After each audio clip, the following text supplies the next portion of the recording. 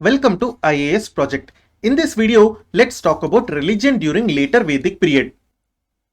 In our last video, we have discussed how in the areas of Panchala and Videha kingdoms, because of the resentment against Brahmanas, Upanishads were compiled around 600 BCE.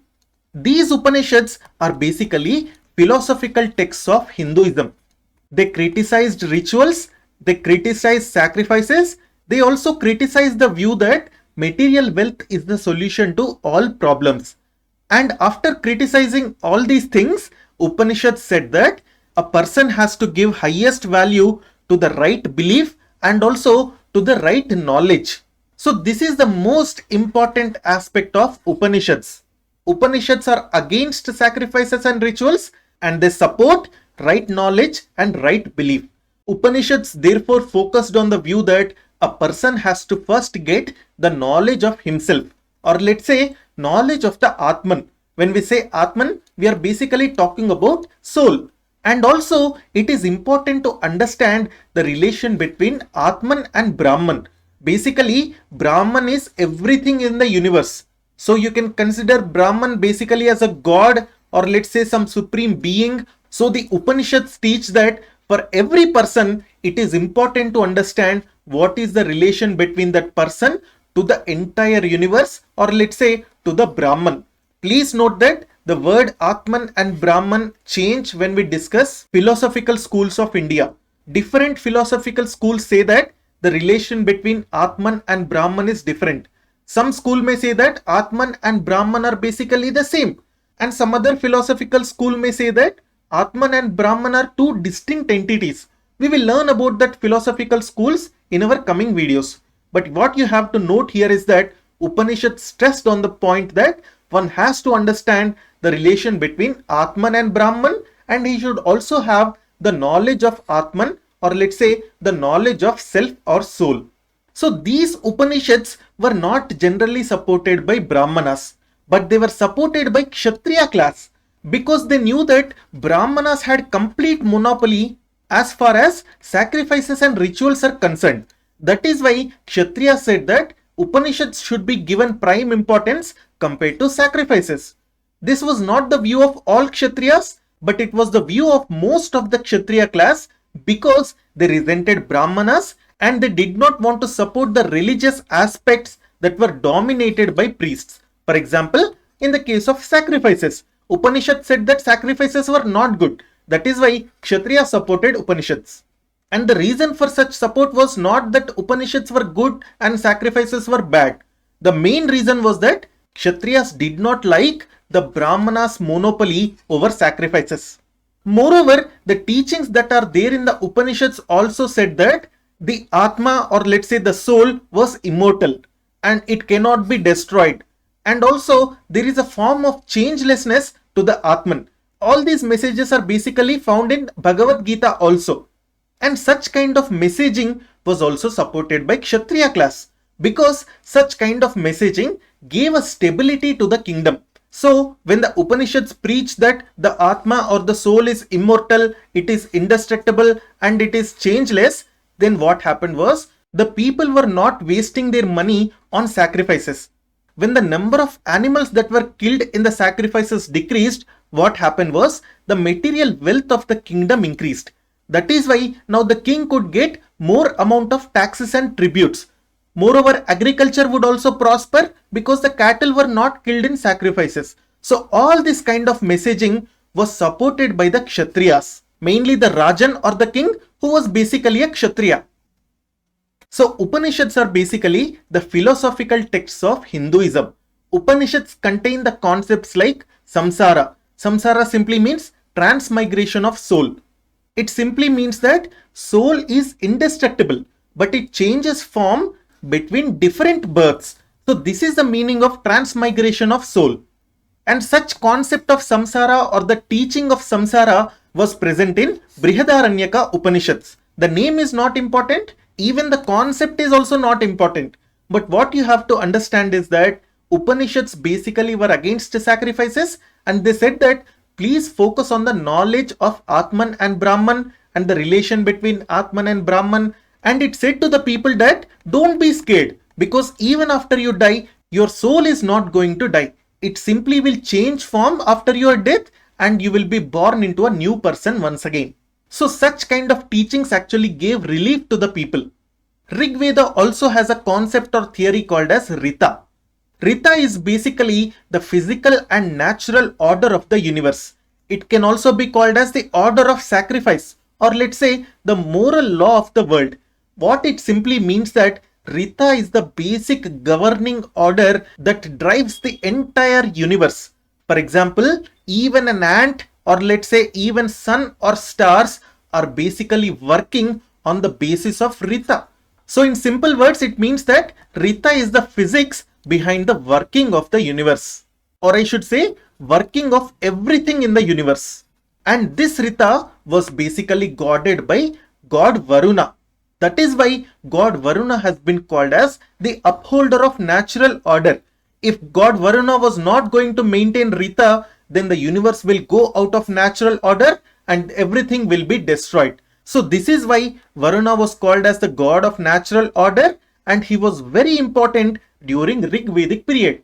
And during later Vedic period, it was said that one has to conduct sacrifices, because only by conducting sacrifices Varuna god would be happy, and then that Varuna god will maintain the natural order. So this is one more way in which Brahmana supported sacrifices by saying that if sacrifices are not conducted, Varuna god may not uphold the natural order of everything in the universe. Moreover, Upanishads also talk about Purusharthas. Simply speaking, Purusharthas are the objectives for a meaningful life of a person. According to Upanishads, there are 4 Purusharthas that should be the objective of most people. Not all people, but most people. And what are these 4? They are nothing but Dharma, Artha, Kama and Moksha. Dharma is basically the proper behavior that is in accordance with Rita. As I told you, Rita is basically the natural order of everything in the universe. So if everything is following the natural order, then we say that Dharma is maintained. So complying with the Dharma means that a person should behave in such a way that he or she is acting in accordance with Rita. This is very important line, because you can simply say Dharma is basically following rules, or let's say doing the right thing, doing the moral thing, doing the legal thing, doing the ethical thing, whatever. But Dharma actually means proper behavior that is in accordance with Rita. And Rita is the natural order of everything in the universe. As I told you, in simple terms, you can say Dharma is basically doing the right thing. Let's not discuss further about Dharma, because we will be going into philosophy and ethics. The second Purushartha is Artha. Artha in simple terms can be called as wealth and other material comforts. Kama is basically desire, and such desire can be both physical as well as mental. And the last Purushartha is Moksha. Moksha is basically the ultimate Purushartha. Moksha means liberation from this world. And we can also say that Moksha is basically the understanding of Atman and Brahman, and finally Atman becoming one with Brahman. Brahman is simply entire universe, Atman is your soul. So once you get Moksha, you get liberation from this world and you become one with the universe. So this is the meaning of Moksha. Furthermore, you also need to understand that these Purusharthas, or these objectives for meaningful life, have to be followed at different stages of life. For example, we have talked about ashrama system. In ashrama system, we have learnt that there are 4 stages of life. They are nothing but brahmacharya, grihastha, vanaprastha and finally sannyasa. So according to the ashrama, or according to the stage of life, a person's focus on the Purusharthas will also be different. For example, during grihastha stage, a person has to focus on artha as well as kama, because a person has to get wealth for his family and also a person has to fulfill his desires. So this is why artha and kama are important in the case of grihastha people. But in the case of sannyasa people, artha and kama are not important. It is actually the moksha that is important. So depending on the stage of life also, the Purusharthas a person has to focus on will be different. Anyway, we have already briefly talked about this in our previous lectures. What is important here is that it is the Upanishads that taught about the Purusharthas as well as the Ashrama system. But the Chaturvarna system is not from Upanishads. It is actually from the last book of Rig Veda. Let's talk more about this now. So in this slide, you can see some of the sources of important aspects during later Vedic period. For example, the source of Gotra is in Atharva Veda. The source of 4 ashrama system is actually Jabala Upanishad. But Purusha Sukta is actually taken from 10th book of Rig Veda. Purusha Sukta is basically a hymn, and this hymn is the basis for Chaturvarna system. And Purusha Sukta says that there is a Purusha and different Varnas come from different body parts of Purusha. Brahmanas come from the mouth of Purusha, Kshatriyas from the hands of Purusha, Vaishyas from the thighs of Purusha, and Shudras from the feet of Purusha. So this is what Purusha Sukta hymn of Rig Veda says. Please don't confuse Purusha Sukta with Purushartha. Purushartha was basically the 4 important objectives for meaningful life of a person. What were they? They were nothing but Dharma, Artha, Kama and Moksha. Sometimes the Varna system, Ashrama system as well as the Purusharthas are stated together like Chaturvarna Ashrama Dharma.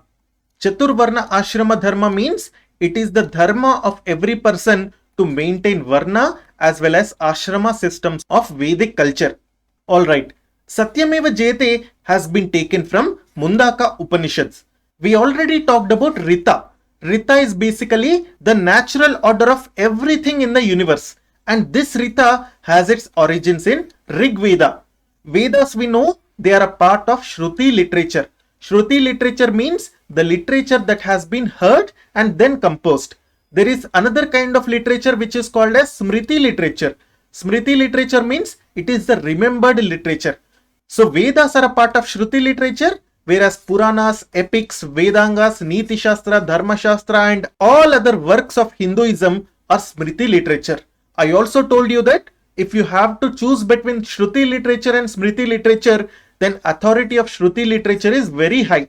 So whenever there is Shruti literature and Smriti literature competing on a subject, then Shruti literature is taken as more correct. So that is why you must have heard about Dayanand Saraswati. Dayanand Saraswati started Arya Samaj, and Dayanand Saraswati gave the call of back to the Vedas. This is because Vedas had the true knowledge. They were the Shruti literature. I hope this is clear. This is our last lecture for Vedic culture. In our next video, we will be starting with Mahajanapada period. In Mahajanapada period, we will also be discussing about Buddhism and Jainism. I will share important Sanskrit words on Telegram. In the last few years, UPSC has been regularly asking these kind of questions. Not particularly from Vedic period, but they are going to take some word or let's say some old name of city or some old functionary or something like that, and then they are going to ask which is true and which is not true. So these kind of questions can be very hard even though you have prepared analytically, because these are fact-based questions. So you can download that list of words from our Telegram channel. Please like and subscribe. You can download this presentation from our Telegram channel. The name of the channel is IAS Project. The link for this channel is given in the description section below. Thank you.